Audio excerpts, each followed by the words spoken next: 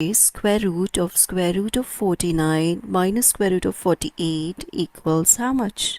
As we know, square root of 49 is 7 minus square root of 48 can be written as 16 times 3.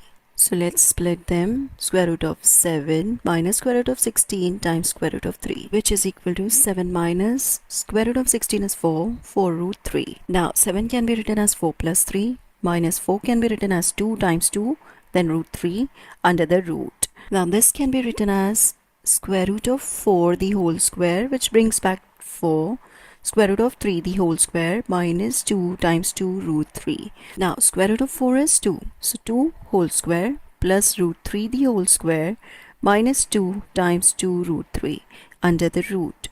Now this is in the form of an identity, which is a square plus b square minus 2ab.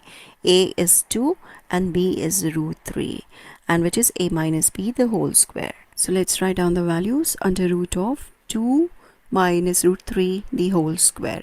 Root and square gets cancelled, so your answer is 2 minus root 3.